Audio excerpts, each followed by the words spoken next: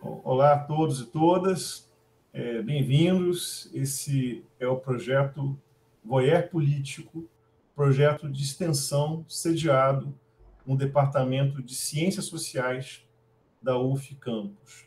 Eu sou o professor George Coutinho, sou professor da área de Ciência Política no Departamento de Ciências Sociais da UF Campus e coordeno e roteirizo, dirijo o projeto Voyeur Político.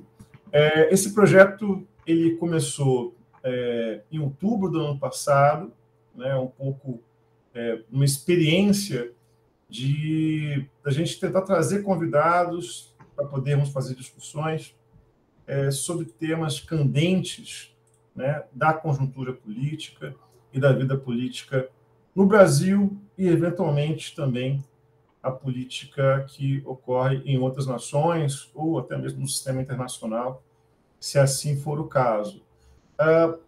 Em virtude das eleições de 2022, já desde outubro de 2021, nós estamos fazendo rodadas de discussão, mirando aí profissionais que têm por objeto de reflexão a política, né? E mirando especialmente nas eleições de 2022, dado que não são eleições, digamos, ordinárias, né? Mas acho que reconhecemos, seja na imprensa, seja na universidade, na sociedade civil, uma certa inquietação e uma atenção redobrada com as eleições de 2022. Então, nós temos feito, desde outubro, né, do ano passado, rodadas com convidados que trazem observações, reflexões, às vezes análises mais sistemáticas, recortadas, às vezes apresentam panoramas, né, de tópicos e questões que chamam a atenção, né, justamente no tópico eleições de 2022. Bom, dessa vez, né, eu tenho dois convidados, mas são também meus amigos, tenho apreço pessoal por eles, e também ambos são doutores da área de ciência política, e vou apresentá-los aqui agora.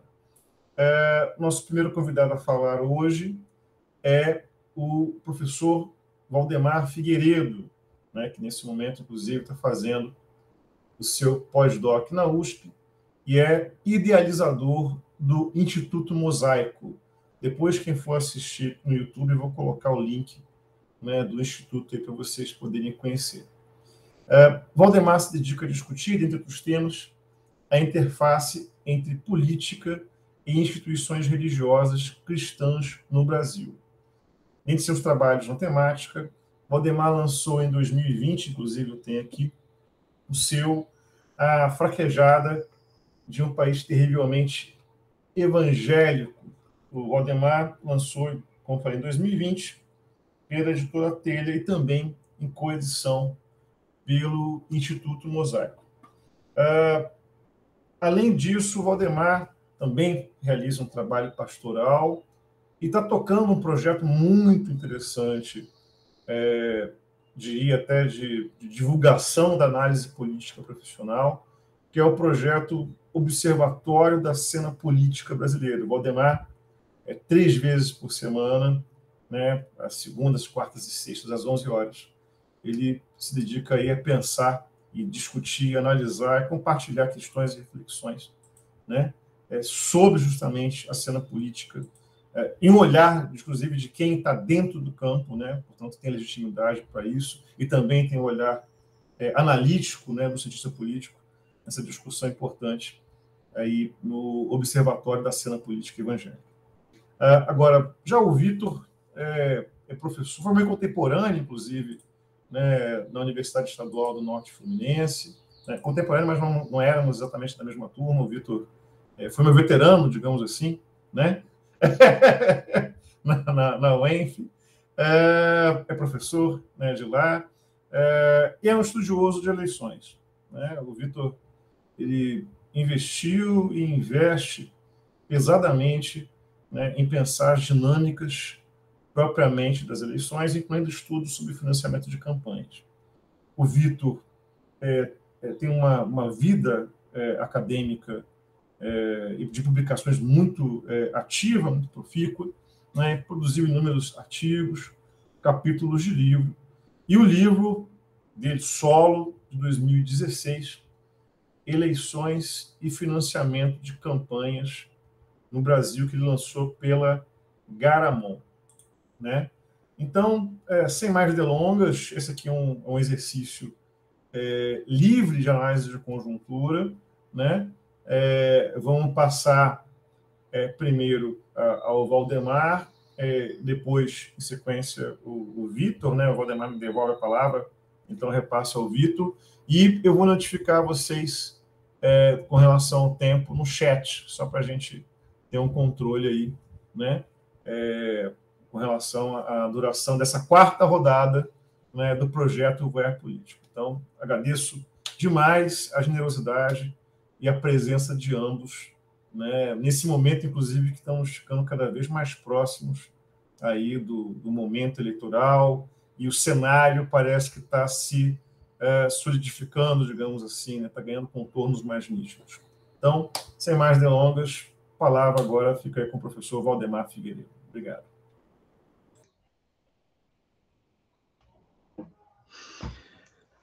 Gratidão, Jorge, por estar participando, pelo convite, pela lembrança.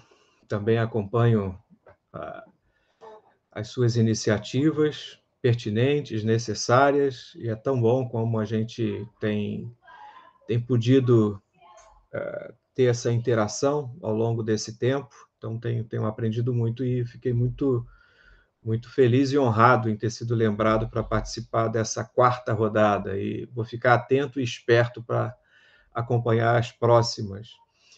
Vitor também, bom tê-lo aqui, e nesse período sobre eleições, né, a gente está precisando tanto entender, né, e nos debruçarmos cada vez mais, né, como você falou, esses contornos, ao mesmo tempo que eles vão se definindo, mas tem tanta coisa estranha, né, com que a gente não estava habituado a lidar, e a gente está lidando com tanta regularidade, a gente fica tentando, de fato, entender essa cena. A conjuntura política tem oferecido para a gente, enfim, novidades, repetições.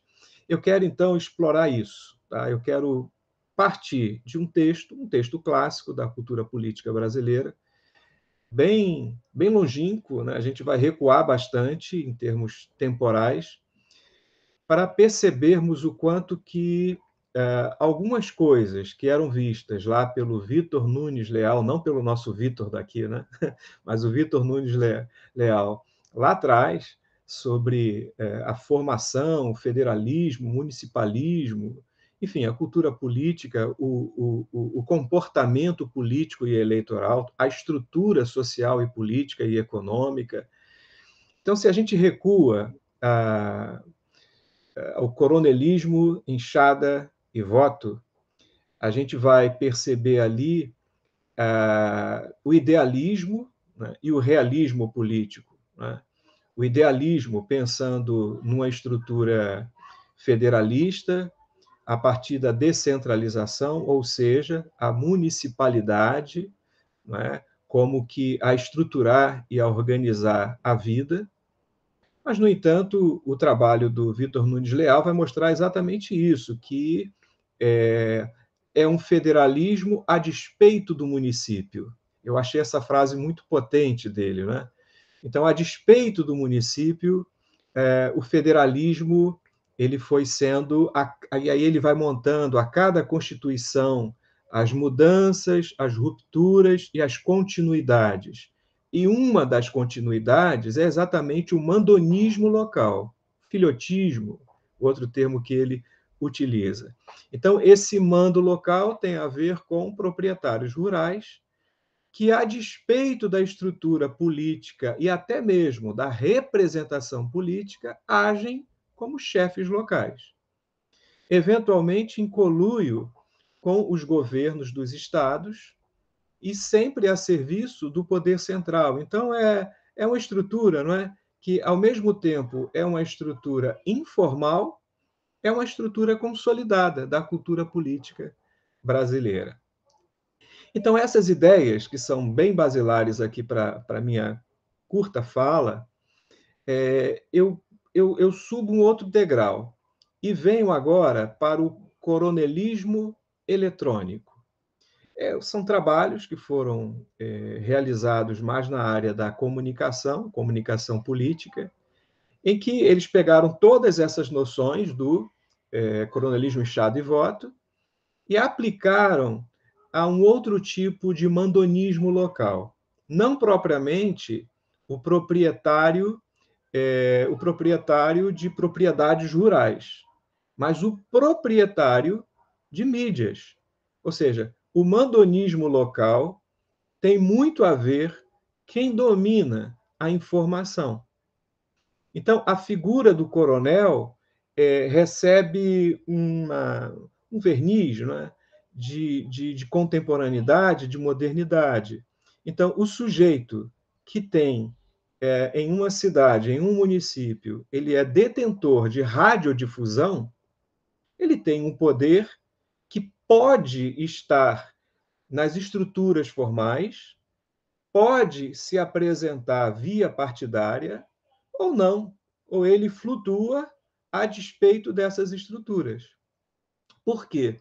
Junto com o poder da comunicação, o proprietário da concessão da radiodifusão, ele agrega o poder econômico e o poder político. Então, o sujeito que tem a informação, ele acaba se transformando ou em um grande eleitor, ou ele mesmo, né, é o candidato, ou ele mesmo, através da sua questão familiar, como nos faz lembrar o coronelismo, ele tem um poder político muito grande, ele tem um poder eleitoral muito grande. E daí, o local, as cidades médias, pequenas e grandes, Brasil afora, a pergunta é quem é o concessionário, seja da, da emissora ou da retransmissora. Então, os trabalhos que vão falar de coronelismo eletrônico conseguem mapear os concessionários. Então, famílias em diversos, aí pode ser nas capitais ou em cidades pequenas, famílias que são conhecidas como detentoras do poder da comunicação, que se traduz, né, também em poder econômico e em poder político. Repito, tá? Vou repetir a noção. Passando ou não pelas estruturas políticas formais. Passando ou não. Flutuando eventualmente e outras vezes participando. Assim, é muito nítido, né? Agora, na questão contemporânea, a quantidade de radialistas que são eleitos, mesmo sem ser concessionários, o fato de eles estarem ali em evidência, tratando dos problemas locais, do dia a dia, algumas vezes lidando muito com a questão do resolver problemas reais, ou pelo menos falar desses problemas reais, filantropias. Né? Então, hoje a gente está lidando. O que alguns trabalhos fazem é mostrar como que famílias concessionárias são, na verdade, os grandes coronéis. E aí você vai ter algumas famílias emblemáticas, como, por exemplo, você está uma só, porque não dá tempo, mas a mais emblemática seria a do Antônio Carlos Magalhães, então, Bahia. É um típico coronel eletrônico. Né? A TV Bahia, mas não é só a TV Bahia, Vitor e Jorge. É jornal impresso. Além do jornal impresso ou dos jornais impressos, eles têm rádio AM e FM. Então, funciona em termos de rede. Lembrar que era repetidor, né, da emissora Globo. Então, a família Magalhães, não sei se ainda, né, mas Antônio Carlos Magalhães era essa grande figura que tinha e tem, né, a família, um poder muito grande, que é o poder da comunicação, que se traduz no poder econômico e que se consolida no poder político. E, pasmem, no período da redemocratização, governo Sarney, quem se transforma ou quem é posto na figura de ministro das Comunicações, Antônio Carlos Magalhães. E o que acontece com a redemocratização brasileira em termos de comunicação? Um festival de concessões de rádio AM, de rádio FM, ondas curtas, né? E também de TV, de repetidoras. Então, grupos que cresceram muito. Daí eu acrescento e subo um terceiro degrau. Aí é o meu trabalho de pesquisa para analisar essa conjuntura. Você tem o coronel, ou coronelismo, você tem o coronelismo eletrônico, e eu acrescentei um elemento a essa lógica, o coronelismo eletrônico evangélico.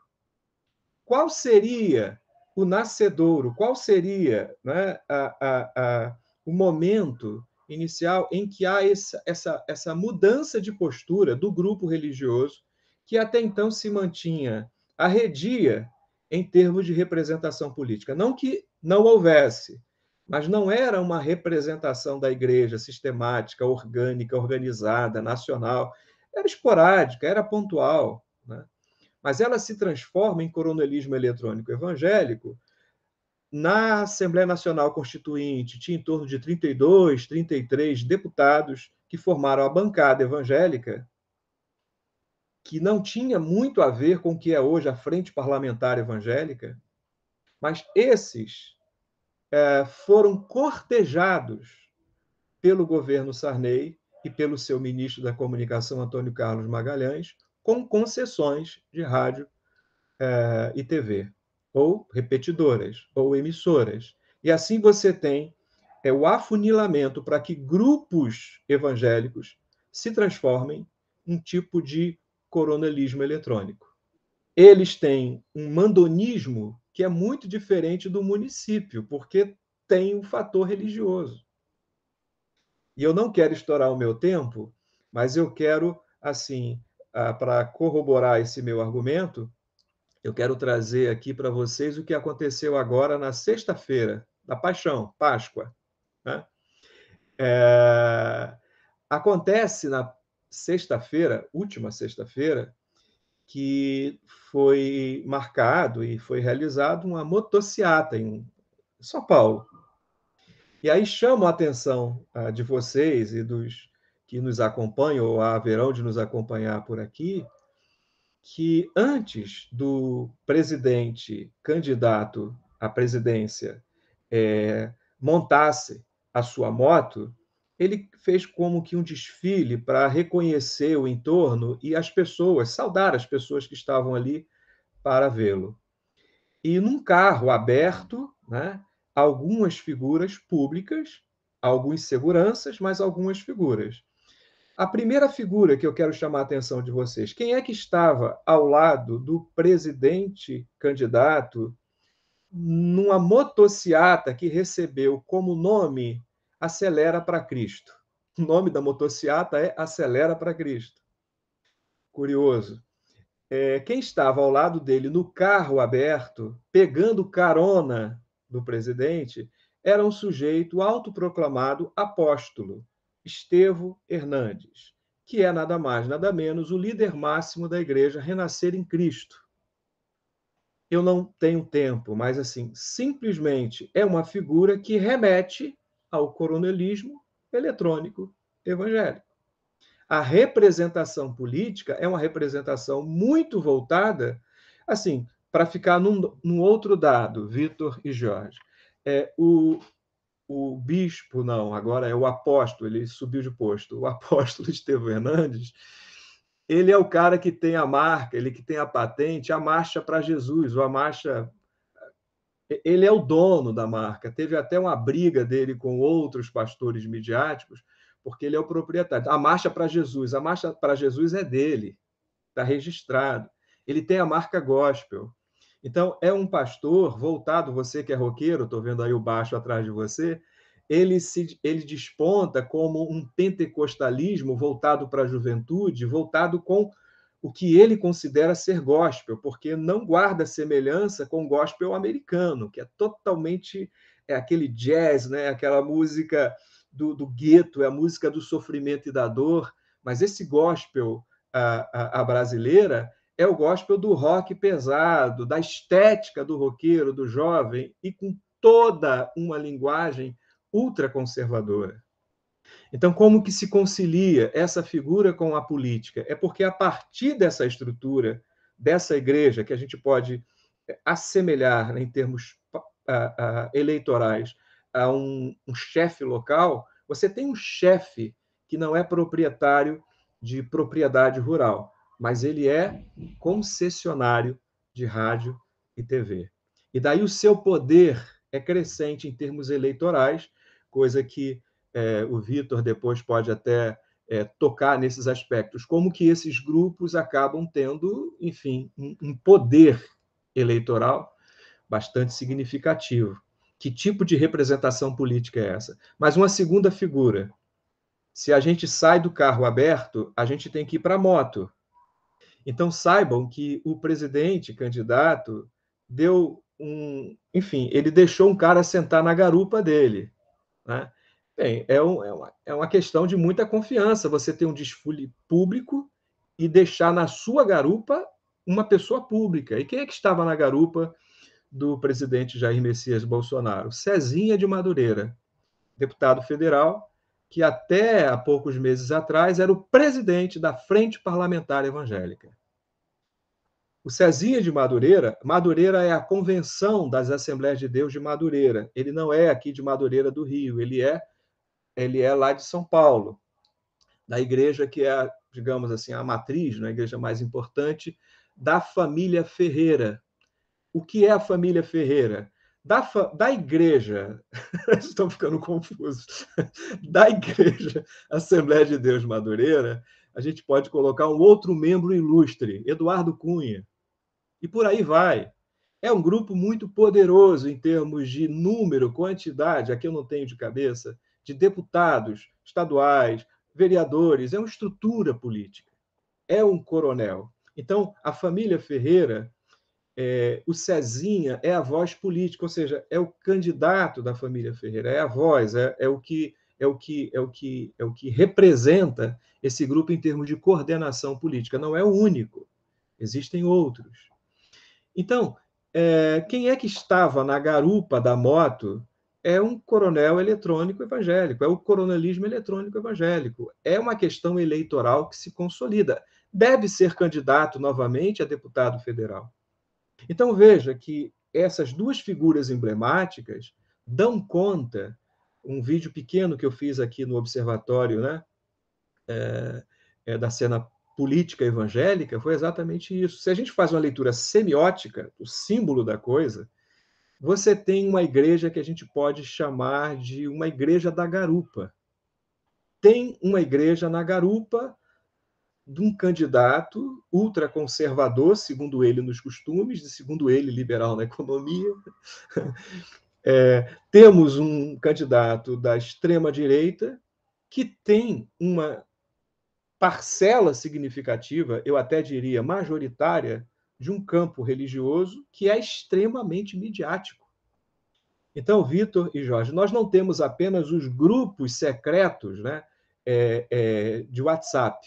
Nós temos rádio, FM, AM, televisão, sites, gravadoras, artistas gospel. E vou dar um dado para terminar aqui de forma muito precisa no meu tempo. Eu estou fazendo um artigo, já ultrapassei, então, para não ferir. Mas apenas com esse dado, depois a gente volta para a conversa. Em recente pesquisa que eu fiz sobre rádios FMs nas capitais brasileiras, em funcionamento, em termos de programação exclusiva, algo em torno de 21% a 23% do dial das rádios FMs nas capitais brasileiras são exclusivamente evangélicas. E estão a serviço, todos eles, de grupos políticos. Por que recebem? Como e mais. Em algumas capitais, como Rio de Janeiro, a disputa pela audiência, essas rádios, algumas delas figuram como rádios de maior audiência. Pasmem, uma rádio que toca 24 horas por dia, programação exclusivamente evangélica, mais na linha pentecostal, tem uma audiência, supera em audiência rádios como, por exemplo, CBN, que toca a notícia. Agora, em termos de projeto político, projeto eleitoral, poder de comunicação, poder econômico que se consolida em poder político eleitoral, é o grande pulo. Então, eu não tenho estudado tanto o comportamento eclesiástico, eu tenho estudado mais redes de comunicação evangélica como atores políticos. Eu acho que é aí que a gente encontra. Eventualmente, são essas redes que formam igreja, não o contrário, igrejas que formam redes. Óbvio que tem esse modelo, tem igrejas que viram estúdio, mas tem igrejas que já nasceram no estúdio. Para terminar mesmo, a Igreja Universal do Reino de Deus nasceu no estúdio da Rádio Copacabana, aqui no Rio de Janeiro. E depois ganhou os templos. Mas quando ganhou os templos, nos templos, o tipo de comunicação que se executa não é a comunicação das igrejas da imprensa, mas é muito mais as igrejas das mídias, das grandes massas. E assim, todo culto, toda performance religiosa, toda liturgia é adaptada para que caiba dentro dessa linguagem. E assim, fortíssimas emoções. As eleições, temos um ator ativado, mobilizado, que já está atuando, como a gente viu em plena Páscoa, né, uma igreja na garupa. É isso. Excelente, Valdemar. Excelente exposição, excelentes questões, inclusive, que você coloca para a gente. Inclusive, eu compreendi que você está até mesmo apresentando algumas observações e questões preliminares de pesquisa, né? Você está compartilhando conosco algumas questões preliminares de pesquisa. Eu acho excelente, excelente fala, né? E de alguém que tem bastante conhecimento de causa, né? Que não é um olhar somente de fora do campo. Você está aí, né, dentro e fora do campo, né? Usando instrumentos de dentro e instrumentos de fora do campo. Muito bom, parabéns. E, bom, vamos agora passar, né, a palavra para o nosso querido Vitor Peixoto, professor da UENF, né, para ele compartilhar o olhar dele, né, que nós vemos no primeiro momento a perspectiva do Valdemar, né, que tem, inclusive, preocupações de pesquisa específicas, recortadas, né, nesse cenário conjuntural. Vamos ver o que o Vitor, né, trouxe para a gente, que acho que vale a pena a gente prestar atenção, né, para essas eleições de 2022. Vitor, está contigo. Bom, primeiramente, muito obrigado, George, pelo convite. É um prazer enorme estar aqui, compartilhar com você esse momento num projeto tão importante de extensão da UF, uma instituição parceira. Muito bom poder agora conhecer pessoalmente, virtualmente, o Valdemar, num momento mais próximo, e compartilhar um momento de reflexão. Estamos aí há pouco mais de 5 meses das eleições que vão determinar, muito provavelmente, como nunca determinaram um futuro do país. Né? Por que eu digo isso? Acho que aquilo que foi 2018, considerado por muitos uma eleição crítica, uma eleição de ruptura, uma eleição de realinhamento, né? São muitos conceitos que ainda a gente não tem capacidade, nesse momento agora, de determinar o que foi 2018, porque a gente não sabe se irão continuar naquele mesmo movimento, né, para saber se houve um realinhamento especificamente, ou se foi só uma eleição crítica ou uma eleição fora da curva.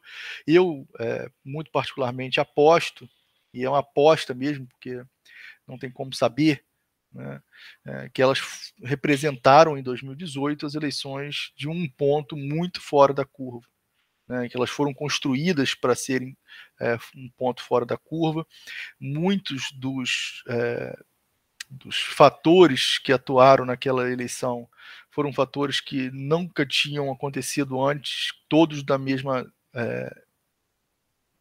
magnitude e simultaneamente, digamos assim. Então, uma eleição que foi muito marcada por contrariar todas as grandes teorias da ciência política sobre eleições. Né? Se alguém falar que previu aquela eleição, ou está mentindo, né, ou tem uma teoria que não foi explicada especificamente, né? Porque as pessoas chutavam que poderia acontecer, mas não tinha um nexo causal teórico específico que demonstrasse com outras eleições que poderiam ocorrer naquele momento. Eu acertei que poderia ocorrer, mas você acertou chutando, né? Não tinha uma teoria por trás que conectasse, que desse sinais, né?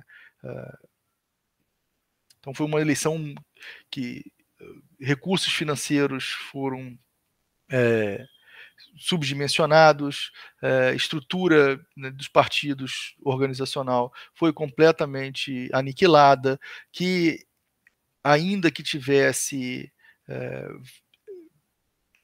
algum tipo de contenção midiática, ele foi completamente estourado e que foi eleito um ponto fora da curva.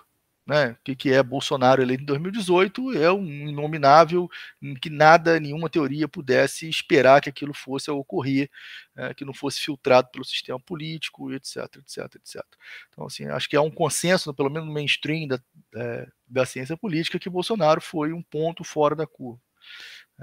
As apostas, eu acho também desse mesmo mainstream, é que agora Bolsonaro já não é um ponto tão fora da curva, porque ele tem uma máquina que está atuando a seu favor, e a gente sabe o peso que as máquinas políticas têm ao ser enfrentadas eleitoralmente após a aprovação lá em 97 da lei da reeleição. Então a gente sabe o quanto que é importante, tanto no poder político local dos prefeitos para poder se reeleger, dos governadores e até mesmo dos presidentes. Então Fernando Henrique foi reeleito em 98, Lula foi reeleito em 2006, a Dilma foi reeleita em 2014, foram os 3 últimos presidentes que foram eleitos 2 vezes para o mandato, e nesse sentido é uma vantagem muito grande para o Bolsonaro, ele sabe utilizar também muito bem os instrumentos que tem em suas mãos.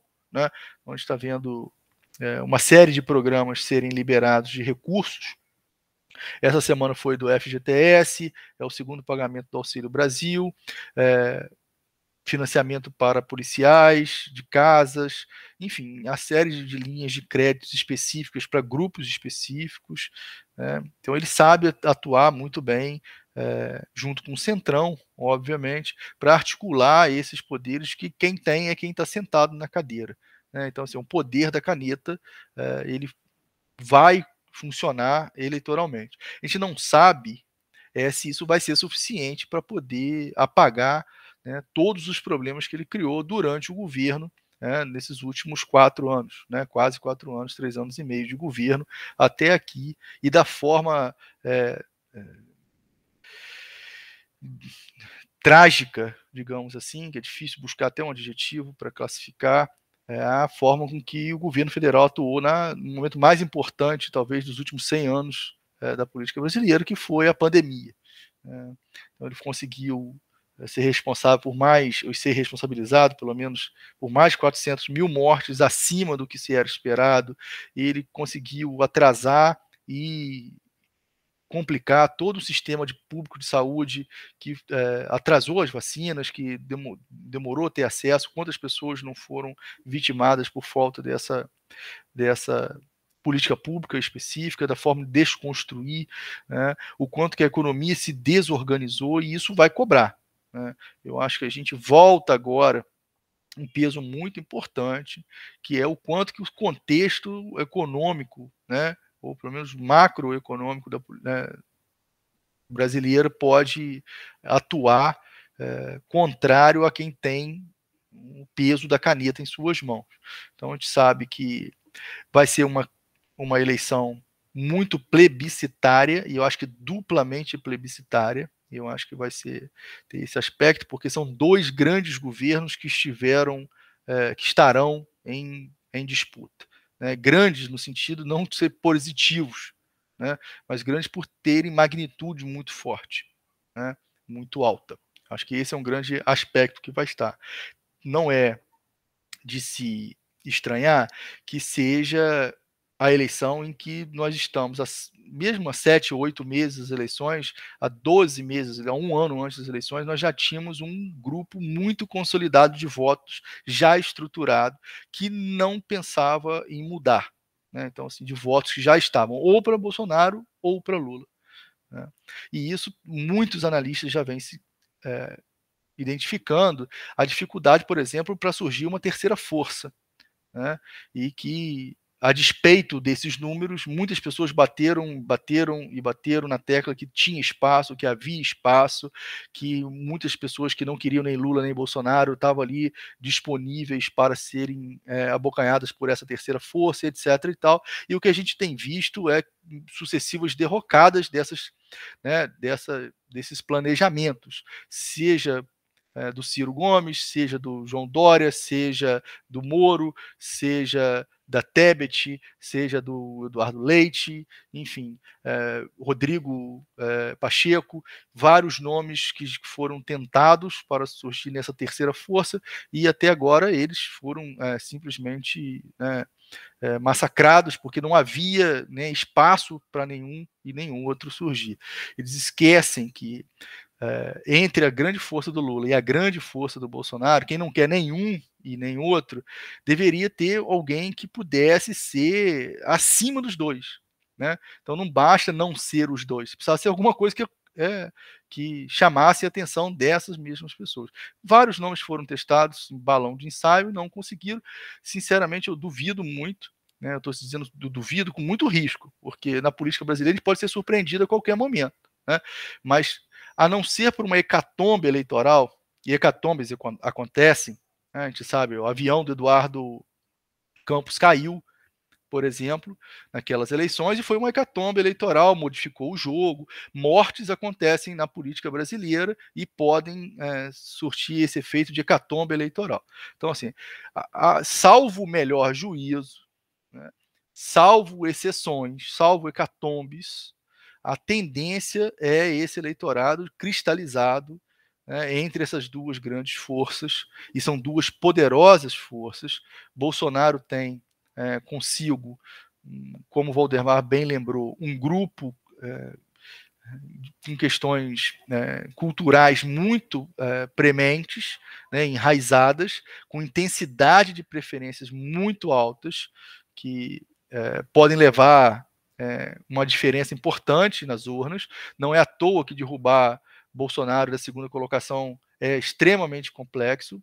Por exemplo, quem está na terceira via, não é simples, né? Seria muito mais simples que se fosse o inverso, Bolsonaro melhor que o Lula e a terceira via batendo no Lula, porque Lula não teria chances de reagir com tanta intensidade quanto o Bolsonaro, porque Bolsonaro tem a caneta nas mãos, né? Então, assim, Bolsonaro tem, por um lado, a caneta, mas tem um governo muito mal avaliado, né, pela forma trágica com que ele vem governando o país em momentos muito especiais, como a pandemia e, obviamente, com os problemas econômicos e financeiros decorrentes desses grandes eventos, né? Por outro lado, a gente tem um governo Lula que saiu muito bem avaliado, mas lá em 2010, né, e a gente não pode abrir mão, né, do que aconteceu com os governos petistas após a Dilma assumir, principalmente no segundo mandato, uma crise econômica muito forte,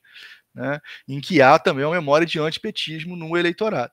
Então, se o Lula tem um governo que ele saiu aprovado com mais de 82%, por um lado, ele tem um peso que é a lembrança da crise da Dilma, do impeachment, etc., e um antipetismo que foi construído a partir daí. Ainda assim, é uma força muito importante na sociedade brasileira, principalmente nos mais escolarizados com maior renda. Então, assim, por isso, a elite brasileira, classe média alta, etc., ainda tem muito enraizado um antipetismo importante. Mesmo que ele seja um número de eleitores muito pequeno, eles ainda têm muita força. E aí o Valdemar colocou que são essas famílias, por exemplo, que comandam. Eu não subestimaria essas forças, né, não só dos evangélicos, por um lado, mas também de quem tem poder econômico, do outro. Então, a gente sabe que a Faria Lima, né, os mercados, eles têm mais votos do que pessoas, né? Então, assim, o peso do apoio, né, do boicote, por exemplo, dos empresários, seja do setor industrial, seja do setor financeiro, eles ainda são muito importantes. Basta a gente lembrar o impacto que eles tiveram, por exemplo, no governo Temer. né, o lockdown dos caminhoneiros foi isso, né? Foi um lockdown, chamado de greve, mas foi um lockdown, porque as empresas é que fizeram aquela paralisação, né? E eles apoiaram completamente o governo Bolsonaro e não houve nenhum tipo de mobilização suficiente para poder colocar Bolsonaro numa situação mais complexa, como colocou o Temer naquele momento, né? Porque os empresários do transporte estavam apoiando o governo Bolsonaro, né? Mas esses empresários são muito importantes também para um eventual governo Lula lá na frente. O Lula sabe disso, né? Que não é um eleitorado cativo, né, muito longe disso, muito antes, pelo contrário, pode ser que seja um eleitorado, né, um tipo de força política muito contrário ao seu governo e pode trazer grandes danos lá na frente. Mas eleitoralmente, eu acho que está pré-configurado dessa forma. Bolsonaro tem, por um lado, o lado positivo, né, da caneta, de poder realizar políticas públicas com distribuição de prebenda, seja com custo difuso ou concentrado, independente, para a gente não chamar aqui de clientelismo ou não, mas você pode ter grupos específicos sendo beneficiados ou políticas universalistas, como o Auxílio Brasil, por exemplo, transferência de renda, etc. Mas tem, por outro lado, o peso de ter tido um governo péssimo, né, muito mal avaliado, em momentos muito importantes da política nacional, e ele sofreu consigo mesmo, né? Então, assim, a própria incompetência em governar, a própria incompetência em ser capaz de fazer o mínimo, vai pesar muito nessas eleições agora. Então, vai ser a máquina contra ter administrado essa mesma máquina num momento muito crucial para a política brasileira. Por outro lado, nós temos o Lula, muito conhecido por um governo muito bem avaliado até 2010, quando ele deixou a presidência efetivamente, mas sucedido por por membros do seu partido que não foram tão bem avaliados assim. A Dilma saiu, inclusive, muito mal avaliada pela população pública em geral, a despeito do que a gente acha do que foi o impeachment ou não foi o impeachment. Ou seja, a forma que a opinião pública leu o impeachment, né, com imensa maioria apoiando, e por uma avaliação muito negativa do governo dela, isso obviamente vai aparecer agora nas campanhas. Acho que são esses dois grandes titãs que vão se enfrentar nas próximas eleições que ocorrerão agora nos próximos meses. Então eu saliento, né, eu acho que eu vou repetir esse último argumento. Só por uma hecatombe eleitoral nós teríamos alguma coisa diferente dessas duas forças que já estão decantadas no seu eleitorado. E aí, óbvio, né, que a tendência agora é essa cristalização permanecer, né, e ir para o segundo turno. É o que eu espero, pelo menos se eu pudesse fazer uma aposta que isso vai ocorrer. Para terminar, então, George, eu acho que esses últimos 5 minutos a gente pode deixar para o debate. Eu acho que se eu pudesse apostar agora numa análise de conjuntura, porque isso é olhar o que a gente viu agora recente e chutar o que pode ocorrer, eu acho que o cenário macroeconômico brasileiro é muito ruim, de alta inflação, degradação do setor produtivo, completa desorganização dos transportes e da logística para retomada do crescimento. Acho que a gente tem muita incompetência no governo para poder fazer alguma coisa acontecer imediatamente nos próximos 6 meses e achar que eles não vão errar, né? Já que erraram durante 3 anos e meio, né? Não acho que Bolsonaro vai acertar em tudo, né? E causar alguma complicação para o Lula especificamente. A complicação do PT é o próprio PT, né? Como que o Lula vai conseguir equilibrar dentro dessas coalizão, digamos assim, de forças muito heterogêneas. O Alckmin representa exatamente essa tentativa, né? E conseguir segurar os ânimos, por exemplo, do seu eleitorado cativo, que é um eleitorado progressista, que ativa necessariamente o eleitorado bolsonarista nas questões culturais. Então, acho que é por isso que foi tão criticada a fala, por exemplo, do Lula no aborto, tão criticada a fala do Lula sobre mexer na Petrobras, etc. e tal, a despeito das minhas opiniões particulares, né? Eu tenho uma outra leitura sobre isso. Eu acho que se o Lula também não fala sobre nada, né, de questão progressista, não fala sobre intervenção do Estado na economia, ele vai fazer simplesmente uma repetição do Bolsonaro, porque aí você não pode falar de aborto, não pode falar de preço de combustível, etc., não pode falar absolutamente de nada. Então, assim, qual que é o sentido de ser Lula especificamente, né? Que tipo de força de progressista é essa, que tem que ser conservadora, que tem que ser liberal? Então, qual que é a diferença para o Bolsonaro? Seria um Bolsonaro que sabe, né, se comportar, né, um Bolsonaro não boçal, se é que isso é possível, né? Então, assim, que tipo de coisa que se espera de uma força antagônica ao próprio bolsonarismo, né? Óbvio que é arriscado falar de aborto, é óbvio que vai atiçar o eleitorado cativo dos outros, do bolsonarismo, etc. e tal, mas eu acho também que não dá para poder se calar de todos os temas difíceis, né, digamos assim, e ser simplesmente um anti-Bolsonaro sendo Bolsonaro, né? Como assim? Né? Então, assim, algumas linhas têm que ser demarcadas muito bem nesse processo de resposta a esse tipo de força bolsonarista nesse sentido agora. Eu acho que o Lula vai tentar organizar isso, mas obviamente vai ter gritaria, e os empresários são um grande problema para essas forças progressistas agora. Eu acho que na hora H, eu aposto que 70% dessas forças políticas do empresariado vai cair, vai tender para o Bolsonaro. Eu diria que 70%, 75% num chute, né, num exercício de futurologia, seria exatamente esse momento para poder fazer essa aposta. Bom, eu acho que eu vou ficar por aqui, e aí a gente bate o papo no debate. Excelente, Vitor. Muito obrigado pela exposição. Você fez um overview, né?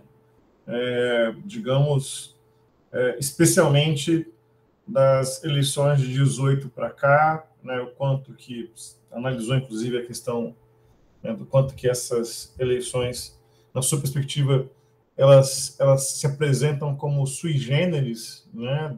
Dentro, inclusive, do repertório analítico, dos estudos eleitorais, etc., né? E fez digamos, apresentou o tabuleiro, né, de como que estão os agentes, né, interagindo, né, os elementos de complicadores, desafiadores, a interação entre esses agentes. Eu acho que foi uma explicação, uma leitura de conjuntura muito rica, e um tanto sombria, né? Mas vamos discutir justamente isso, né, no nosso debate. Bom, eu vou formular, então, acho que uma questão primeiro para o Valdemar, que eu ouvi atentamente. Eu compreendi que o Valdemar está caracterizando um grupo, né, atuante, né, num mix, né, de campo religioso, campo político e mercado de opinião, né? Eu acho que é mais ou menos por aí isso que o Valdemar, inspirado no Vitor Nunes Leal, está trazendo da ideia de coronelismo eletrônico evangélico, né? Ou seja, é uma caracterização, né, do fenômeno, né?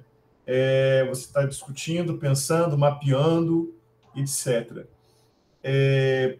Eu acho que uma pergunta que eu tenho para você, Valdemar, especificamente, existe um projeto, você identifica um projeto?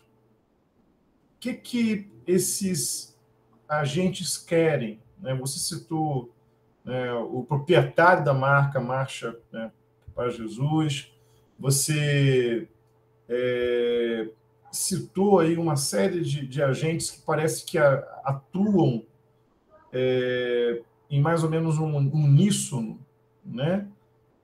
Mas eles estão competindo entre eles, ou eles configuram um grupo, né, político de fato, que a gente consiga enxergar alguma homogeneidade?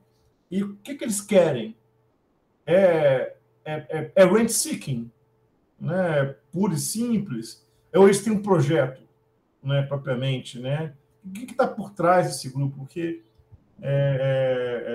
aí outra coisa também, Valdemar, que volta e meia a gente discute sobre as leis de meios no Brasil, né?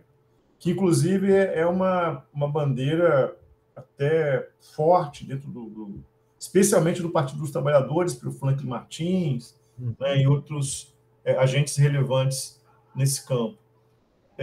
Invariavelmente, o argumento, né, o contra-argumento, sobretudo dos que trabalham na mídia corporativa, olha, isso daí é um falso problema porque agora tem as redes sociais, né, tem uma produção de informação que é muito difusa, descentralizada, então isso daí é um falso problema.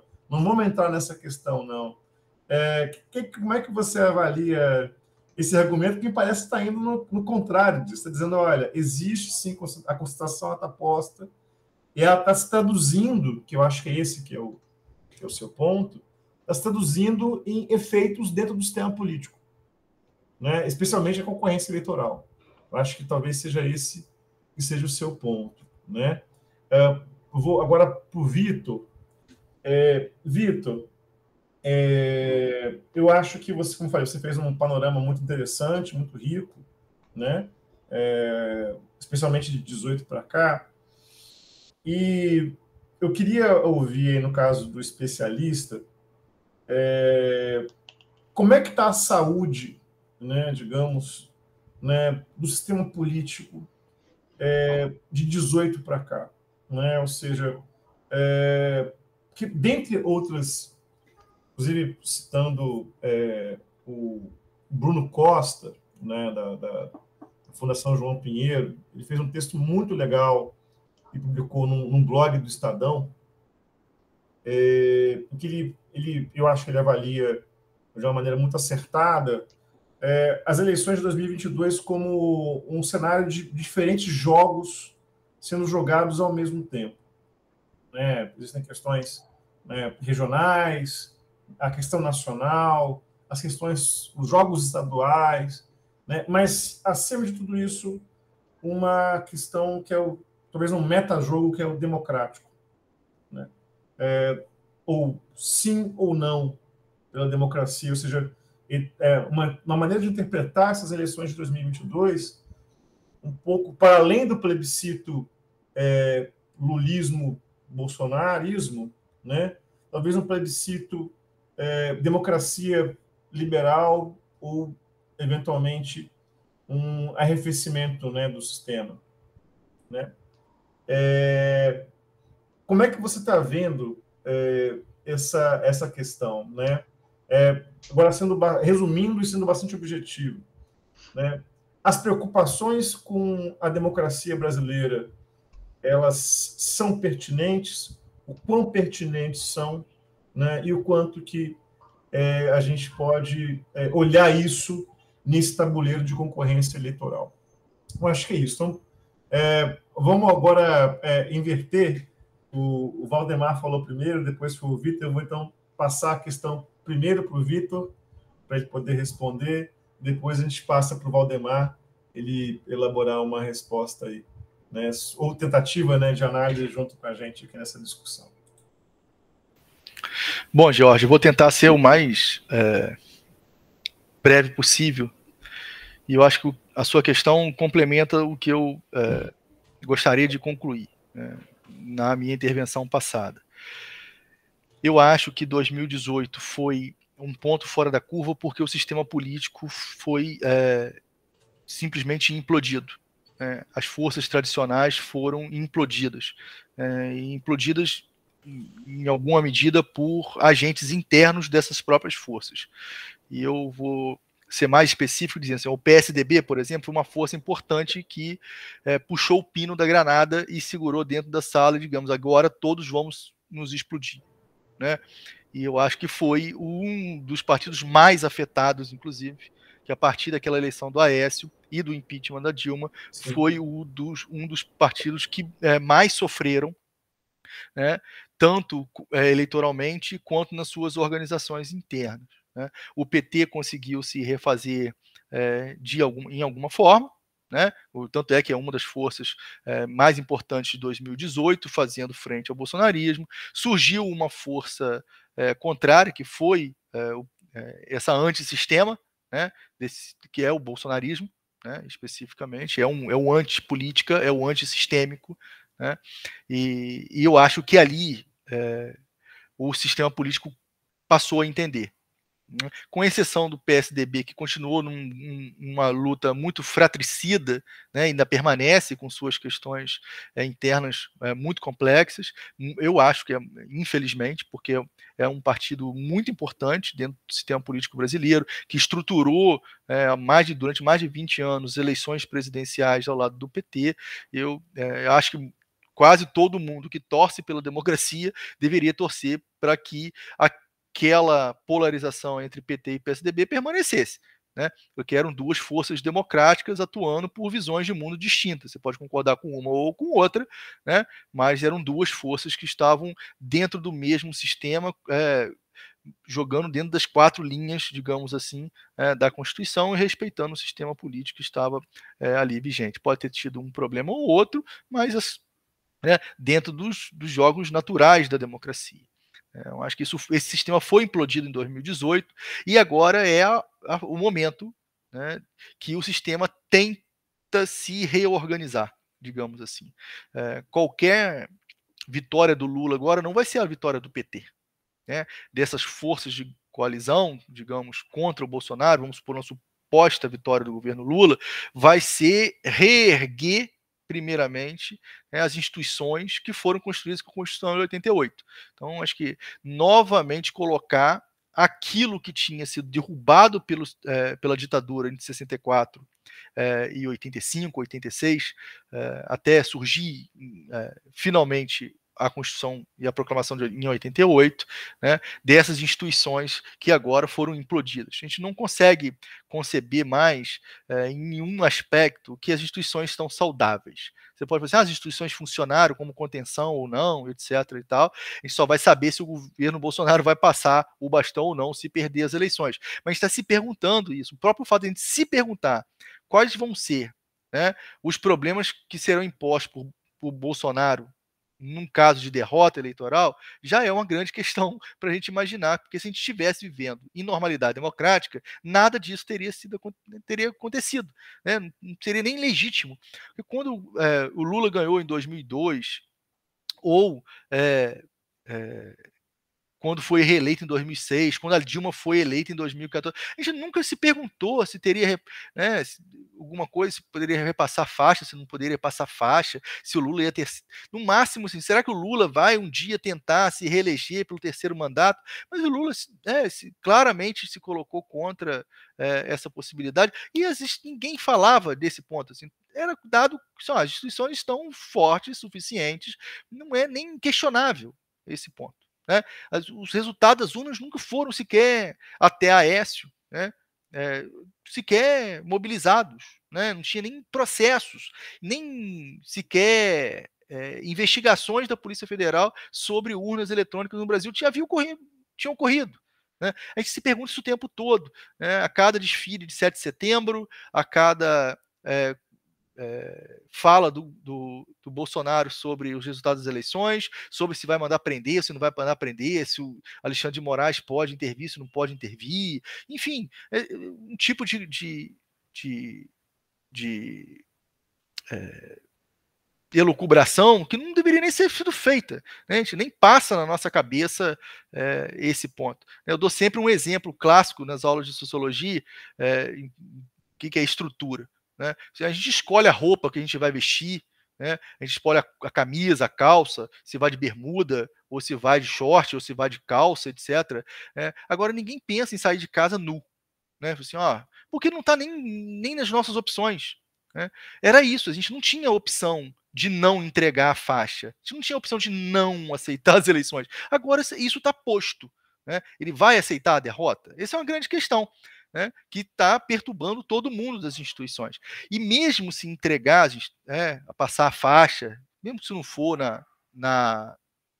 no dia da posse, etc. e tal, o que vai acontecer no Brasil entre o momento da derrota do Bolsonaro e até o próximo governo assumir. Eu diria assim, o que vai acontecer não é nem com as forças policiais, etc., que podem, né, nos estados que poderiam causar algum distúrbio, etc., algumas milícias, etc. e tal. Eu estou me referindo no corpo burocrático do Estado, né, na administração pública.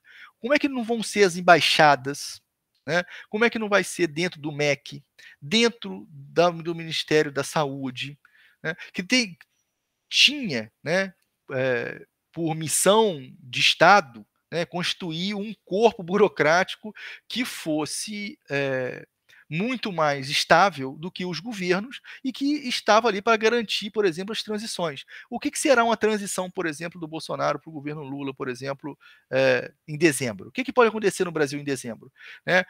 Quais são as instituições que podem continuar funcionando, né, a despeito de uma desordem generalizada, de algum tipo de aí sim, balbúrdia, para usar um termo muito utilizado recentemente para as universidades, mas parece que é nos quartéis, né, pelo tipo de medicamento que eles utilizam, né, instrumentos que eles fazem, né, essa balbúrdia vai acontecer como?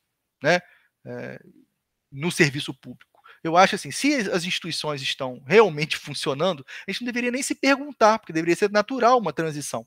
Né? Passa faixa, você pode até ser descortês, deselegante, não ir lá no dia da posse. Mas e o corpo burocrático? Qual é a capacidade que nós temos de manutenção, por exemplo, dessas instituições específicas que estão para além de governo, né? Que são instituições de Estado? Eu diria da diplomacia, das instituições de educação, né, dos Conselhos Nacional de Educação, por exemplo, dos comitês de saúde que nós temos, né, Comitê Nacional de Especialistas Técnicos, por exemplo, o CONITEC, que inclui medicamentos, exclui medicamentos, junto com a ANS, por exemplo. O que vão ser dessas instituições? Alguém tem, em sã consciência, tranquilidade para dizer, não, vai tudo correr normal? Alguém apostaria todas as fichas nessa possibilidade? Eu, sinceramente, tenho muitas dúvidas. Né? Eu não acho que as instituições estão funcionando a todo vapor para conter esse tipo de ataque que Bolsonaro faz às instituições. E acho agora que o sistema político vai dar uma resposta, né? A despeito do que ocorreu até aqui, de uma reorganização de forças para restabelecer, aí sim é uma aposta que eu faço, na derrubada eleitoral do governo Bolsonaro, né, e a reconstituição, aí sim, das regras democráticas dentro do que se espera na Constituição. Excelente, Vitor. Obrigado pela sua explanação, né, sobre os desafios do momento, né, digamos assim. Eu vou passar agora ao Valdemar para poder comentar algumas provocações que eu fiz né, no nosso intervalo aqui. Eu quero emendar a noção que o Vitor explorou, que é o ponto fora da curva, né, que é a eleição. A gente viu uma situação inusitada, inesperada, em vários aspectos, né, o ineditismo, né, dessa experiência. E eu vou responder a sua pergunta, Jorge, a partir dessa ideia ventilada pelo Vitor, só que eu vou exemplificar com o grupo que eu estou aqui examinando. Período recente, mas um pouquinho mais para trás, esses chamados grupos que eu estou caracterizando como cronelismo eletrônico evangélico, de fato, eles disputavam, são concorrentes no campo da comunicação, concorrentes no campo religioso e também concorrentes no campo político. Então, numa eleição, você tinha, por exemplo, setores da Assembleia de Deus apoiando José Serra, apoiando Aécio. Um outro setor da Assembleia de Deus, Madureira, mas a Confederação Geral. Então, o bloco ele se pulverizava, seja no aspecto das eleições locais, né, porque tem interesses localizados, e nas eleições nacionais. É possível fazer um gráfico de como que se comportou uma determinada rede evangélica dominada pelo Silas Malafaia.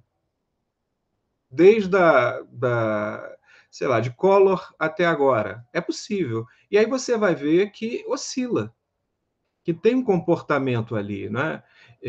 Já esteve com Garotinho, já esteve com Fernando Henrique, já esteve com Lula. Oscila, quer dizer, cada conjuntura eleitoral, política, eles vão dando lá o jeito. Então, as eleições, nós estávamos acostumados a perguntar quais os grupos, e aí também setores católicos, é importante, setores católicos também entram nessa soma, inclusive, para que não nos escape, cai na categoria do coronelismo eletrônico evangélico, porque as concessões a esses grupos não pararam, nem no governo Collor, nem no o governo Itamar. Você pode falar assim, foi o tempo, né? Uns 2 anos, mas foi o que desacelerou esse troço, né? E depois retomou todos eles até agora. Esses festivais de concessões, de ampliação de poder de comunicação dos grupos, eles permaneceram, seja nos governos Fernando Henrique, nos governos do PT. Não muda. Né? E aí inclui também alguns setores católicos, alguns grupos católicos que estão também na política. É bom falar isso. Mas, então, antes você tinha pulverização, quer dizer, as eleições representavam uma realidade de pulverização. Por que as eleições de 2018 é um ponto fora da curva? É porque, de forma inédita, vimos esses diversos grupos, de certa forma rivais, unidos, todos eles no mesmo palanque. Mas aí a gente tem que retroceder. E a gente retrocede até onde? Primeiro, no cenário internacional, tem a gente pode chamar a retomada ou o refluxo democrático representado pelo Trump. E lá nós temos o neoconservadorismo em termos de teoria, em termos de comunicação, Fox, outras mais. Nós temos ali uma experiência que é uma experiência que, desde um lado, você tem a questão do neoconservadorismo, de forma muito mais ampla, que não atende apenas ao aspecto religioso, e, por outro lado, você tem a reunião desse neoconservadorismo com o simbolismo, né, cristão, mais voltado para as igrejas evangélicas. Então, o experimento Trump trouxe essa reunião, ou seja, essa inspiração. Eu temo em relacionar, em falar que é automático, que o que se deu lá, que se deu aqui, sem qualquer tipo de... Não, eu acho que tem muito a ser estudado, a ser pesquisado, para cravar um tipo de conexão tão orgânica, tão nítida e tão clara. Mas o cenário internacional é esse cenário. Quero chamar a atenção de vocês essa questão de deslegitimar, seja o Supremo Tribunal Federal, ou deslegitimar por antecipação a eleição. Lembra quando teve aquele massacre, aquela situação envolvendo movimentos organizados, direitos civis dos negros, violência policial contra os negros, essas coisas todas. E aí a polícia, né, o exército, o Trump se utilizou de generais fardados para caminhar com ele até o local onde teve a agressão, sendo que naquele local onde teve a agressão das forças do governo, ou da força, não policial só, mas da força das Forças Armadas do governo, né? Ou seja, instituições de Estado, não de governo, o que o Trump utiliza como simbolismo? Ele se deixa fotografar em frente a uma igreja, se não me engano, metodista, com a Bíblia. Ele evoca um símbolo muito forte para esses setores com que ele dialogava. Né? Então, ele novamente fala para um público específico, e ele causa uma dificuldade muito grande, porque o chefe do exército americano se sentiu traído e usado. Lembram disso? Ele veio a público se arrependendo, porque enquanto cidadão ele podia marchar, mas enquanto fardado e com o símbolo das Forças Armadas ou do Exército americano, ele não podia se colocar numa situação de braço do governo, uma vez que ele representava a instituição do Estado. Ele pediu desculpas, né? Eu estou pintando esse cenário internacional para a gente entender que aí a gente tem inspirações, né? Tem inspirações. Em termos locais, nós temos no cenário, para a gente entender o porquê desse ponto fora da curva em 18, nós temos o fator Eduardo Cunha. Eduardo Cunha foi o grande algoz, o grande antagonista, né, do governo Dilma. O impeachment deve-se à arquitetura, à questão intelectual do impeachment, coube ao Eduardo Cunha. E o Eduardo Cunha consegue um ineditismo, hipótese, tá? A gente precisa comprovar, né? O ineditismo de reunir os rivais que tinham essa questão, né, das redes, das concessões, das igrejas. Ele consegue colocar. Resultado, né? O impeachment, se você coloca todos os membros da Frente Parlamentar Evangélica, algo em torno de 90 e alguma coisa, deputados federais, eu não estou contando os senadores, sabe quantos votaram contra o impeachment? 2 votos. De quem? Benedita da Silva, por óbvio, né? E o outro é um pastor que era da Universal, mas que foi ministro da Dilma. Ele foi contra a Universal e ele foi leal a presidente. Só esses 2 votos, todos os demais. E eu estou falando, inclusive, de partidos que podem ser considerados de centro, centro-esquerda. Estiveram unidos, atendendo à bancada religiosa muito mais do que as suas representações, as suas identidades, né, partidárias, ideológicas. É muito louco. Então, nós temos aqui, nesse andar, nesse contexto macro e nesse contexto menor, 2 sinais que nos fazem entender o que aconteceu em 18. Porque em 18 você tem o ineditismo de grupos que antes estavam disputando, né, um tipo de cabos eleitorais ou consultorias para o setor, todos eles. Esses grupos que eu caracterizei como coronelismo eletrônico evangélico, sem exceção, todos estiveram com Bolsonaro. E aí, Vitor, Jorge e Patrícia, deixa eu trazer para vocês o seguinte: esse palanque não foi desmontado, não teve alteração desse palanque. Esse palanque está devidamente montado.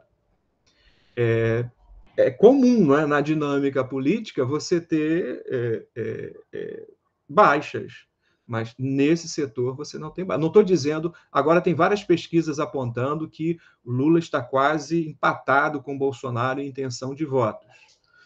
Eu não estou falando desse voto, eu estou falando das estruturas. As estruturas, esses coronéis, eles estão todos devidamente. E vou dar uma prova empírica a vocês.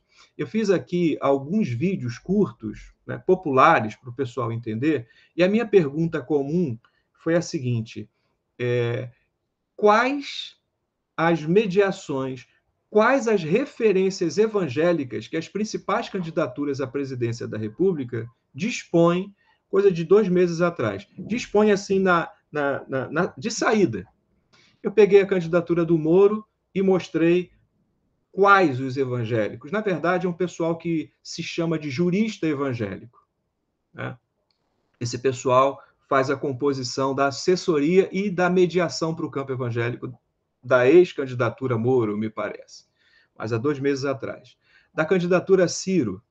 Então, você tem, na formação do PDT, toda uma estrutura chamada evangélicos trabalhistas, cristãos, não evangélicos, cristãos trabalhistas. E aí eu montei e mostrei as figuras. Tem um sindicalista da Polícia Rodoviária Federal, lá de Santa Catarina, que é um cara ativo, é pastor, e ele é pastor e ele é um cara voltado ao sindicalismo, ele é um trabalhista, enfim, convicto, e daí ele faz essa mediação. Ele não é um pastor midiático, ele não é, mas ele é um pastor local com uma boa apresentação, ou com muitos seguidores no Twitter. Não passa muito disso. Ele não dispõe de megas estruturas eclesiásticas. Alexandre alguma coisa. E outros são alguns intelectuais, pastores, com trajetórias universitárias importantes. Essa é a candidatura Ciro. A candidatura Lula. A candidatura Lula tem uma estrutura, tem um grupo, né, núcleos evangélicos do PT, que são antigos, que eles estão relacionados aos diretórios estaduais. Então, cada diretório estadual deve motivar os municípios a formar núcleos evangélicos cristãos, com uma dificuldade de penetração inicial, 2 vezes atrás, grande. Aí me surge uma figura de um pastor pentecostal. A Folha fez uma matéria, a Ana Virgínia, que é especialista, de domingo, foi a matéria mais lida, né, da Folha naquela edição, e ele é absolutamente fora desse linguajar. Por quê?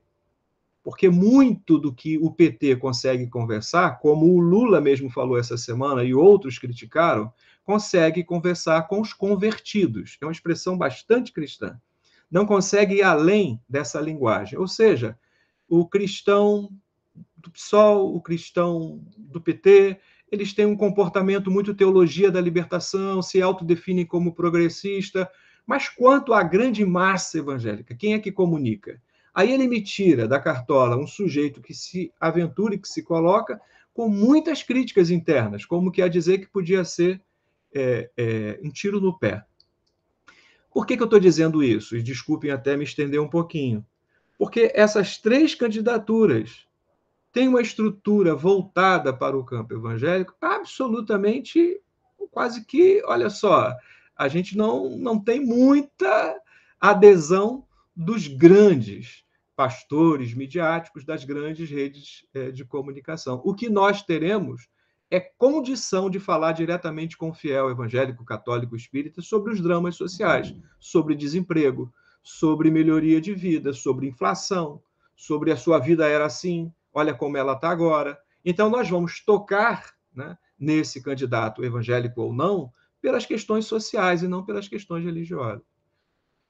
Isso para dizer que não houve mudança do que aconteceu em 2018 para o que está consolidado por enquanto, porque tudo é por enquanto, né? É a projeção do que temos hoje, projetando o futuro com o que temos hoje. O que temos hoje é um cenário em que o discurso anticorrupção está bastante fragilizado para o Bolsonaro, a adesão dos militares está sólido, né? Está bem sólido. A questão, um outro pilar, né, da candidatura do Bolsonaro é a questão do liberalismo econômico, a representação do Guedes. Também me parece, mesmo com os empresários, achando que, olha só, pelo menos não faz o discurso que vai retroceder nas reformas trabalhistas, que não, enfim, é o menos pior na macroeconomia. Pode ter esse cenário, mas o fato é esse pilar da candidatura do Bolsonaro, agora, inclusive, estourando gastos por interesses nas eleições, fazendo, o Vitor tocou nisso, né? Fazendo agrados a alguns setores com uma certa irresponsabilidade, né? Até a questão fiscal, né? Arrecadando menos, né? Deixando, enfim, essa discussão de que se trata de uma candidatura liberal está bastante prejudicada. O que não está prejudicado nesse discurso? Né? É a questão do militar, é a questão da pátria mantida pela força, ou pelo menos com ontem mesmo ou hoje, o presidente fez uma ameaça com a presença dos outros, né, representantes, né, dos setores, né, Supremo Tribunal, enfim, ele fez de novo esse tipo de ameaça. Então, a questão militar está posta, na verdade, é o dia do Exército, né? Alguma coisa assim. Então, foi a comemoração, foi a exaltação dessa força. Né? E esses setores bastante aderentes ainda, né, a esse tipo de candidatura. E qual é o outro grande grupo? Evangélicos fundamentalistas, né, com todas as suas estruturas. Isso está inalterado. Agora, o quanto que vai se buscar avançar, né? Eu ouvia hoje, só termino agora, alguém dizendo que para fazer novas promessas e buscar novas adesões, vai precisar resolver primeiro, né, problemas que estão postos no dia a dia da vida das pessoas, como, por exemplo, fazer compras. Né? Hoje, você não tem como a candidatura do Bolsonaro, por mais que ele tenha a caneta para fazer concessões e chamegos, né? Ele tem uma dificuldade que é a dificuldade real. A dificuldade real chama-se inflação, economia, enfim, emprego. Todas essas questões, para que essa candidatura se fortaleça, ela precisaria ser resolvida. Há tempo hábil para isso? Tem como escamotear? Tem como, né, colocar um verniz? É o que está posto. Agora, para esses setores evangélicos, será que ainda... É pergunta mesmo, não é retórica. Será que, de fato, é grave quando Lula diz que o aborto é uma questão do SUS, é uma questão de saúde pública? Né? E aí eu concordo em número, gênero e grau com o Vitor. Se essa candidatura não consegue pautar um debate público à altura da urgência, porque evangélica também aborta, pobre aborta de forma... Então, imaginar que esse campo tem alguns temas que são tabus, que não podem ser tratados ou enfrentados, é não se distinguir.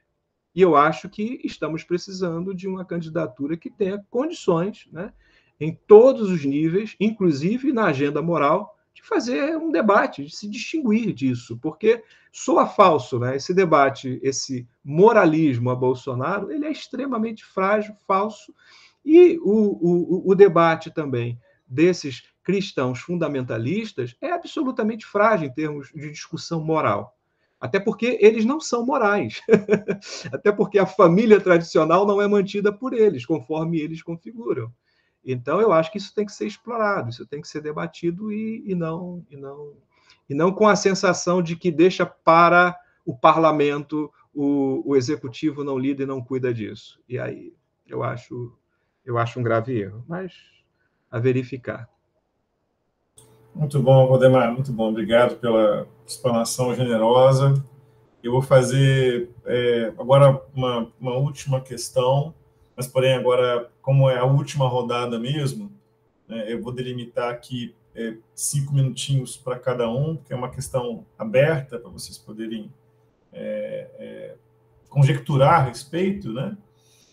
E ao final também da fala de vocês, já, infelizmente, já encaminhar para vocês se despedirem, né? Que depois, ao final, eu faço o encerramento dessa 4ª rodada do Voyeur Político, mas eu estou muito satisfeito.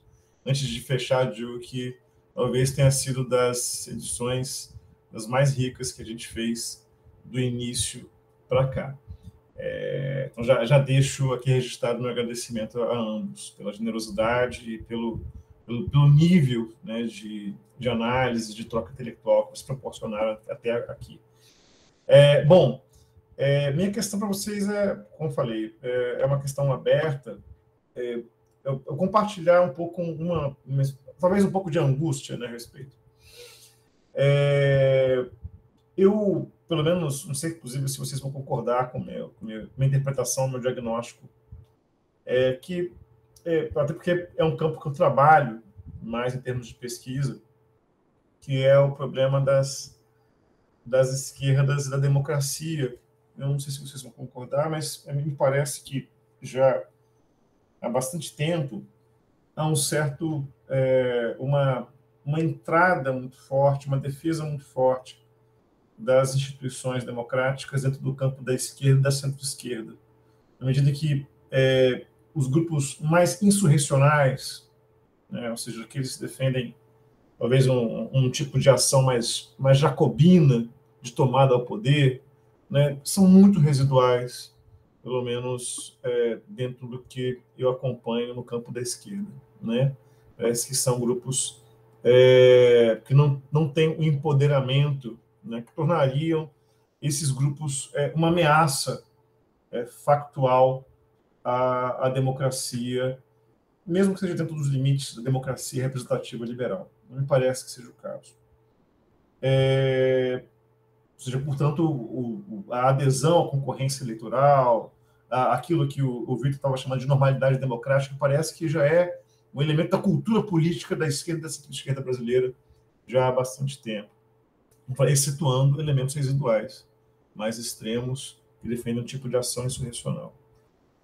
Mas, não sei se vocês vão concordar comigo, me parece que as direitas brasileiras, talvez, inclusive a centro-direita brasileira, não todos, mas uma parte talvez importante, expressiva, que eu não vou saber quantificar agora, parece que tem flertado perigosamente, né, com ações e arroubos autoritários.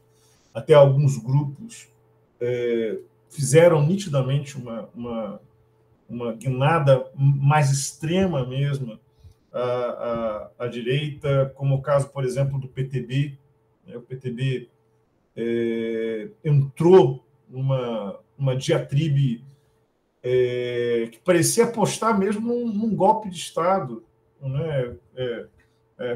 Inclusive com aparições de sujeitos armados. O PTB, até pouco tempo atrás, estava dentro justamente das bases, né, do governo FHC, né, vale dizer. Né? Enfim, essa centro-direita, né, vocês acham que, inclusive até porque o Valdemar também está falando de grupos que também estão na centro-direita, né, e na direita também. Esses grupos voltam para a democracia, pelo menos no curto prazo? Talvez, quiçá, né, no melhor dos cenários, seriam constrangidos né, no melhor dos cenários. Né? Mas como é que vocês veem aí a situação das direitas brasileiras, né, e da democracia, né, diante disso que nós estamos acompanhando? Então, essa questão, como falei, mais para vocês poderem conjecturar, pensar, se posicionar, discordar, inclusive, do meu diagnóstico. Como falei, de 5 minutinhos para cada um, né, e depois, ao final da fala de vocês, eu peço que vocês já façam aí a despedida de vocês. Agora vamos inverter, vamos pegar primeiro o Valdemar, né, e depois o Vitor, para poder fazer aí esse fechamento. Valdemar, a bola está contigo. Beleza, você é econômico, eu falei na outra rodada, falei muito, mas tem um trabalho, um artigo do André Singer, que eu não vou intitular agora, em que ele demonstra, né, que no Brasil o conservadorismo, em termos numéricos, em termos históricos, né, ele é mais representativo do que os chamados grupos à esquerda. Quer dizer, tende-se a ter um comportamento político mais centro-direita do que propriamente à esquerda. Então, ele mostra isso numericamente, ele mostra gráfico, ele faz isso uma certa evolução, enfim. É um trabalho empírico, é um artigo que ele vai mostrar uma certa empiria. Como que a dizer, e aí ele está tratando do lulismo, né, não como propaganda, mas como fenômeno político a ser analisado, e ele dizendo que é impossível o lulismo prevalecer, eleitoralmente falando, sem buscar adesões à direita, ao centro, né, centro-direita.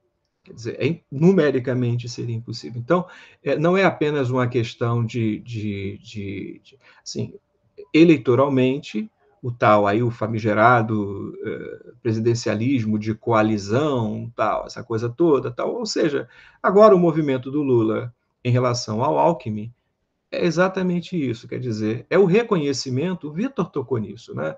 É o reconhecimento de que esse governo, caso ele venha a se confirmar, não é um governo do PT. Né? O PT é uma das forças. Né? Isso já deu ruim lá, não é? Lá atrás, porque tinham alguns convencidos de que, uma vez o candidato do PT eleito, essas forças ficariam obscuras e figurariam apenas como forças eleitorais e não forças no governo. Né? Não composições no governo. Então, são duas coisas, né? A questão eleitoral e a questão... Então, eu acho que esse quadro continua. E talvez continue com muita força com o antipetismo. Quer dizer, setores antipetistas.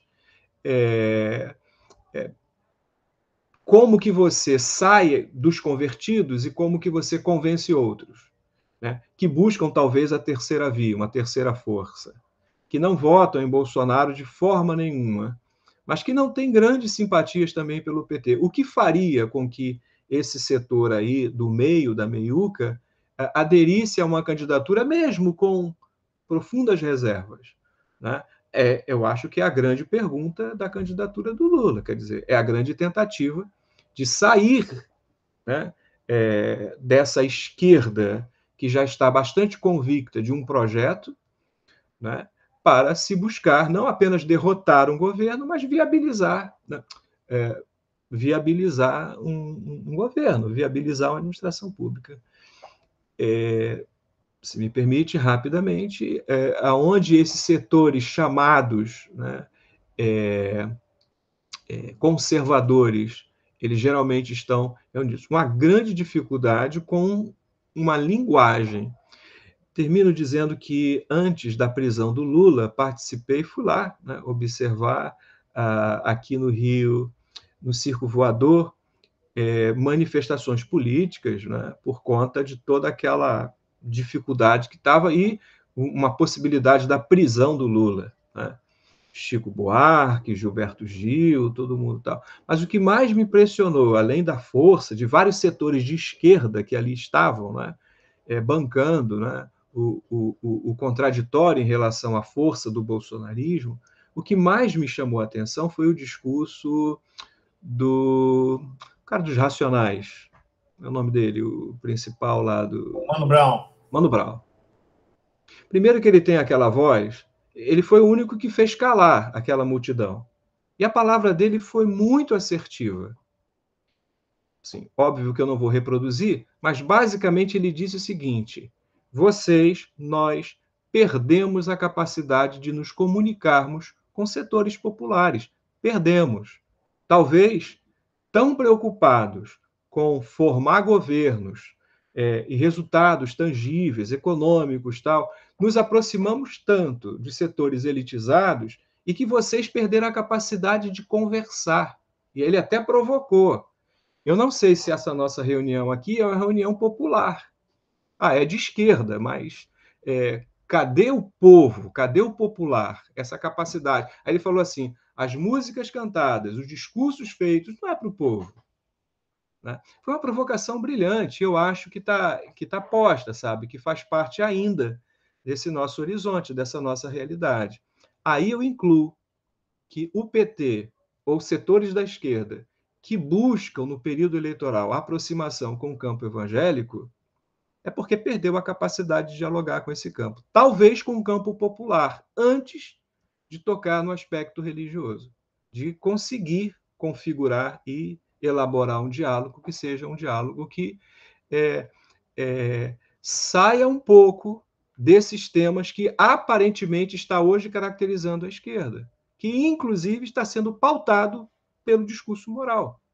Então, candidatos à esquerda estão dizendo que são, bem, aí vem um discurso necessário, mas assim, se só fica no discurso identitário, eu acho que fica com dificuldades profundas. Conversava com um candidato a deputado federal, que provável que consiga se eleger, é uma figura pública, uma figura que tem uma forte adesão.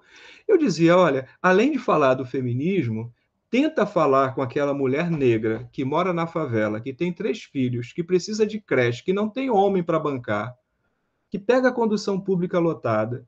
Ela está precisando de questões de políticas públicas reais e mais, ela é mulher pra caramba. Não dá para colocar um discurso teórico afastado da realidade dela para que ela se sinta quase que culpada por não encampar um linguajar ou uma bocadura de um feminismo norte-americano ou europeu que ela desconhece, mas ela está vivendo realidades de uma mulher de uma periferia.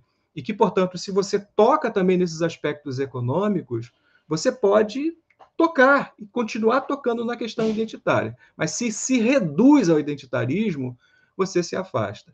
Me parece que setores à esquerda, como do partido do PT, começaram a entender que para escapulir, né, você não pode deixar um candidato ultraconservador, né, de ocasião, estabelecer qual é a pauta de debates. Né? Você tem que ser propositivo e não apenas reativo.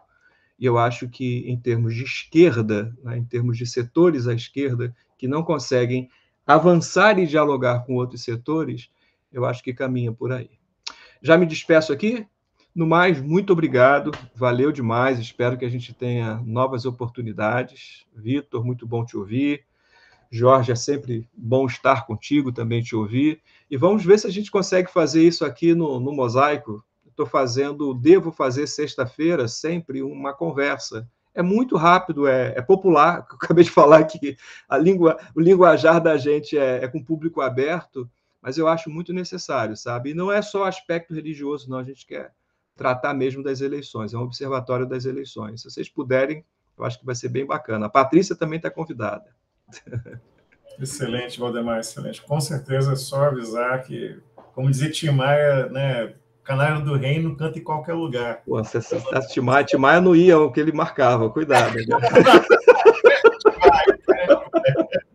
Obrigado, Valdemar. Vitor, agora. Bom, prazer estar aqui, George, Valdemar, Patrícia. Eu já me despeço. Vocês estão me ouvindo? Eu já me despeço, George, dizendo que eu não sei. Assim, a sua questão é uma questão, talvez, eu teria assim, alguns sentimentos que eu posso até compartilhar muito rapidamente, que é essa ultradireita de hoje, que vem da centro-direita, como o PTB, o exemplo que você colocou, se eles vão ser reintegrados, digamos assim, a um sistema de normas democráticas, aceitando, etc. Eu tenho muito minhas dúvidas. Eu acredito que esse é um grupo mais à extrema direita, que ele é muito perene, muito constante dentro do nosso eleitorado. Estou dizendo em torno do eleitorado especificamente. A gente vem mapeando essas atitudes antidemocráticas, que é aceitar golpes em determinadas circunstâncias, em caso de muito crime, caso de corrupção, etc. e tal, apoio à democracia, assim, uma série de perguntas que são feitas em surveys, e a gente vem observando isso em torno de 15% a 20% do eleitorado desde a década de 80, muito bem estabelecido ali. O grande ponto de inovação recente, eu diria, recente nos últimos 10 anos para cá, é que esses grupos se institucionalizaram. Né? Então, o PTB, por exemplo, viu nesses caras muito ardilosamente um eleitorado que o favoreceria, e estava carente de uma instituição. O PTB, o Roberto Jefferson, né, foi a figura política que se mostrou armado, foi preso, inclusive, por ameaçar o STF, por tentar explorar eleitoralmente esse grupo específico. Né? Eu acredito que ele, se eu pudesse fazer uma aposta, é que ele vai continuar em torno de 15% a 20%, mas ele vai perder em institucionalidade. Eu acho que as instituições, se reerguendo, vão dar conta de poder retirar, né, o formalismo desses indivíduos. Eu acho que vai restar, estou dizendo, um formalismo institucional partidário, né, como o PTB foi, etc. e tal, né, a União Brasil agora não vai conseguir abarcar esse grupo, por exemplo, nem eu acho que nenhum partido específico vai conseguir dar institucionalidade a esses grupos como o PTB deu até recentemente, né? Como figuras tal como o Daniel Silveira, recentemente, o vereador do Rio, que está em processo de cassação agora, que eu me esqueci o nome, sobre pedofilia. Gabriel Monteiro, outras figuras míticas do eleitorado que se tornaram conhecidas por fazerem ameaças à institucionalidade. Eu acho que eles vão perder se eu pudesse fazer uma aposta, essas guerras com as instituições. Eu acho que as instituições vão ser capazes de retirar, né, o formalismo e não dar mais circunstâncias para que eles... Mas eles vão continuar existindo. É um eleitorado que é presente, perene, constante, em torno de 15%. Eu, sinceramente, acho que não tem grandes problemas ter 15% de doidos na sociedade, né, de malucos, né? Esses armados, etc. e tal, muito provavelmente vão ficar nos clubes de tiro, vão ficar nos grupos, sei lá, de motoqueiros, de ferozes contra o sistema, etc. e tal. Eles vão andar muito num círculo, mas que a sociedade, né, democrática consegue conviver, né? É como se fosse ali uma doença controlada, digamos assim. Tem que tomar cuidado, né, com um câncer não se espalhar, mas um câncer que fica ali restrito a uma parte específica da sociedade, que eu acho que não vai ser eliminada nunca, né? Mas a gente vai conseguir conviver com aquela, né, aquela unha inflamada, digamos assim, sem que nos impeça de caminhar, né? O problema é quando essa unha inflama e aí causa, né, uma amputação da perna em qualquer, né, em última instância, né? Ou uma sepsemia no sistema, para ser bem positivista aqui, buscar novamente as questões do estrutural funcionalismo, né, para trazer como doença do sistema funcional da República, digamos assim, para ficar num linguajar mais apreensivo, né? É que eu acho que esse tipo de doença ficaria constante, controlado, sem a gente poder eliminar. É um diabetes, que a gente precisa controlar o açúcar e não deixar que contamine todo o sistema, né? Que haja mais complicações para a nossa normalidade. Mas muito obrigado pela janela aí, para a gente poder conversar um pouco mais e que o próximo seja presencial, né? Que a gente possa pelo menos nos encontrarmos e a gente poder se abraçar e transmitir, obviamente, porque o sistema híbrido, na minha concepção, vai ser o que vai prevalecer, e tomara que seja assim, porque outras pessoas podem assistir em outros momentos, a cada um na sua casa, se quiser e se puder estar junto, é ótimo, né? Eu acho que o mundo será híbrido, digamos assim, né? Mas foi um grande prazer estar aqui com todos vocês. Ótimo. Bom, eu que agradeço demais a audiência, a Patrícia, né, que acompanhou a gente aqui até o final. Agradeci demais os convidados, o Vitor, o Valdemar, né, que disponibilizaram tempo, aceitaram de pronto estar aqui nessa quarta rodada do Voyeur.